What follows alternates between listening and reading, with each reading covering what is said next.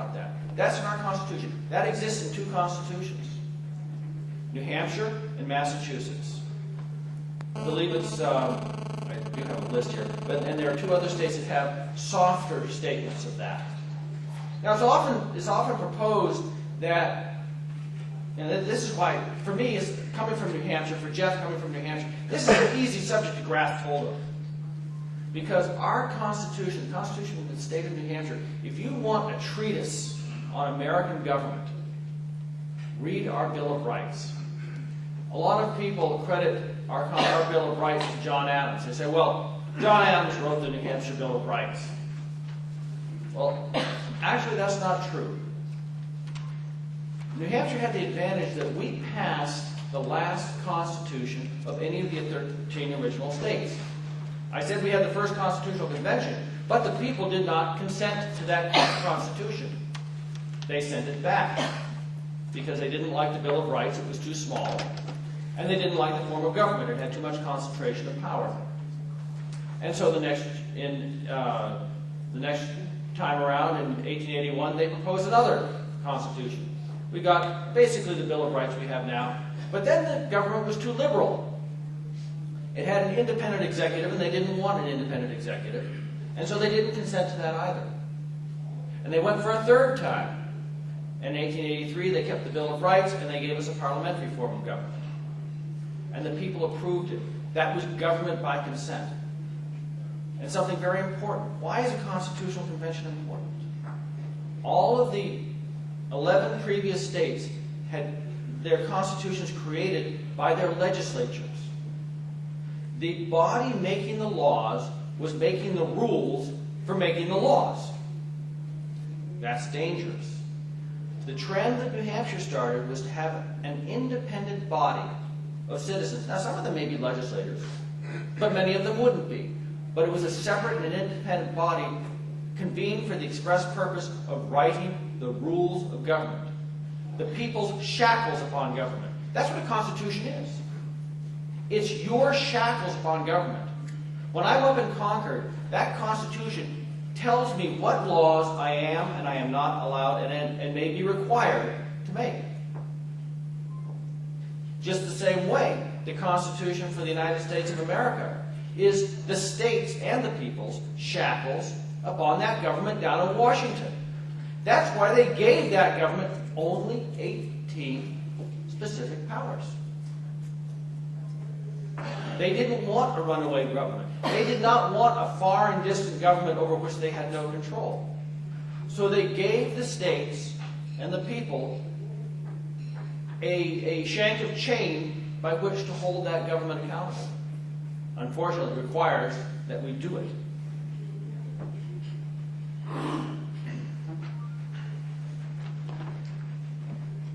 So we now know what American government looks like. American government is bottom-up government. What we have been doing for the last, 200 years probably, is drifting more and more and more toward a European-style government, towards government by oligarchy. That is not what our founding fathers intended.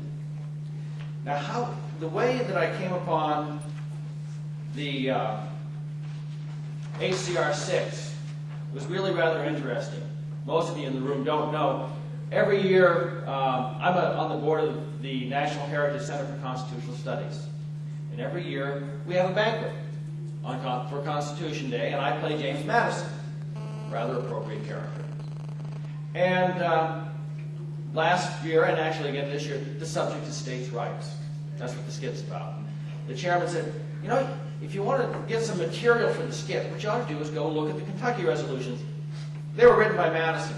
Well, I go in, and no, they weren't written by Madison. They were written by Jefferson, and Madison submitted them to Virginia. But I'm going through this, and I'm reading this document, and it contains the thoughts of the 2 gentlemen who are probably the most influential on the form of our government. Thomas Jefferson, who wrote the Declaration of Independence and codified the right of people to throw off tyrannical government. A thought foreign to the world at that time. and James Madison, who was the drafter of the Constitution for the United States.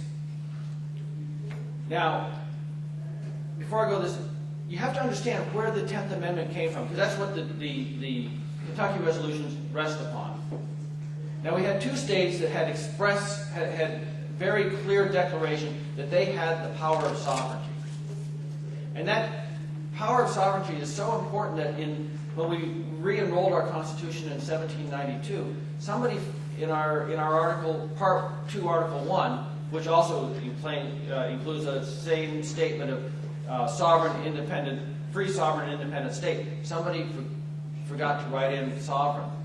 So if you look at the parchment version, there's a little caret, the sovereigns inserted in there. So if you ever wondered if they really meant it, yeah, they said somebody forgot it, and they made sure that it got in the enrolled version.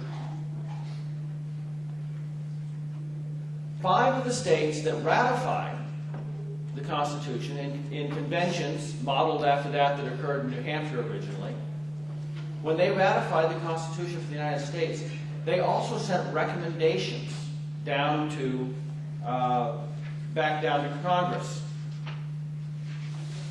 And each and every one of those ratifications had something in it to the effect, Massachusetts, their first, that it be expressly declared that all powers not expressly delegated by the aforesaid Constitution are reserved to the several states to be by them exercised. New Hampshire's is the same.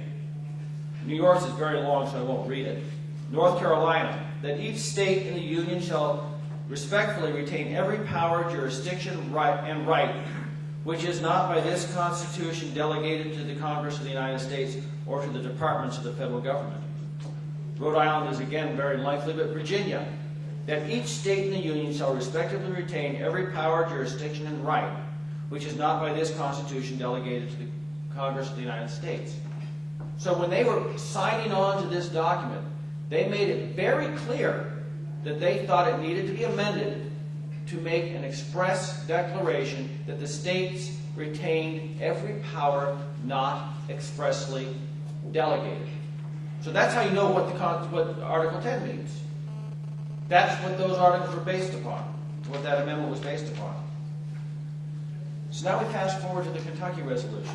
And if you understand the dynamic that's going on, Adams is president, and we're in a naval war with France, what they call a quasi-war, and he has created the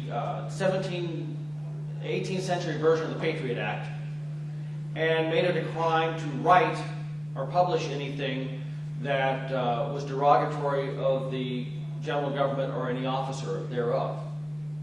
And interestingly enough, only the Republican Democrats were getting put in jail for this offense. And so Jefferson and Madison recognized that they were overstepping their bounds. First of all, one article very clearly infringes upon the right of free speech. One of the specific issues is that the general government in Article 1, Section 8 is not given any power over freedom of speech. And in fact, in the First Amendment, it is expressly forbidden to govern the freedom of speech. So this is what those men thought. What I did was I just pulled some excerpts out of the many pages of the Kentucky resolutions. But these are the words that really struck me. That the several states composing the United States of America are not united on the principle of unlimited submission to their general government, but that by a compact under the style and title of a Constitution for the United States and amendments thereto, they constituted a general government for special purposes, delegated to that government certain definite powers, reserving to each state to itself the residuary mass of right in their own self-government. Now here comes the important part. Whensoever the general government assumes undelegated powers, its acts are unauthoritative, void, and of no force.